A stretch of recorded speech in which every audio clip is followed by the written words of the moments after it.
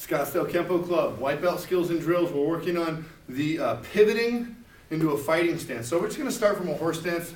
If you're newer, the horse stance is basically your toes are forward rather than your toes kicking out to the side like so. They might a little bit, but that'll correct with some time, okay? When we're in the horse stance, you don't want to be heavy on your heels. Really, in any of our stances, you don't want to be heavy in the heels, okay? And I'll show you the difference from the side. Here, my heels are light.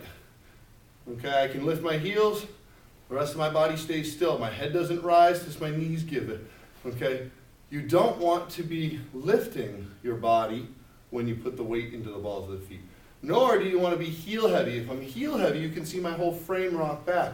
My weight's back. It's hard to punch and be effective when my weight's back. It's easy to get knocked off balance as well. So this exercise, as simple as it is, should be something you practice a lot. Get yourself used to moving and pivoting and being light on the balls of the feet. So what we're going to do is we're going to allow 1 foot at a time to turn inwards. I'm going to take my toes, pivot them so they point at the other foot. Now, this foot here, I don't have to stay super rigid. I don't have to stay completely forward and then turn. That might be a little stressful on your knee for some of you. There may be a soft opening of that and then pivot. But I don't want to allow this to point 100% to the side and then pivot. Now you're going to have a very unsteady stance. So we're going to be pivoting, turning our shoulder forward, allowing our body to go into what we consider the fighting stance. Now, I might be in my half moon stance, which a half moon stance is like a horse, stepped back just slightly with my toes now, letting them angle out. That's the natural position of the hips. But we may now pivot into the fighting stance. Pivot and back. Pivot and back. Pivot and back. Okay, getting that on either side. Pivot and back. Pivot and back.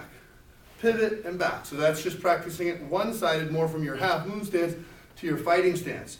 That benefits us by getting the weight moving forward when we're striking or getting the hip forward in preparation for kicking.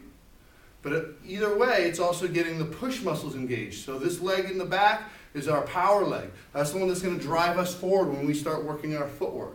Okay, so you can practice this from the horse stance, pivoting, pivoting, pivoting. You can do this while you warm up your back, warm up your spine. Okay, you can let your arms swing on this. That's fine. Getting this action is important. Getting light on the feet is important. Okay, see you in class.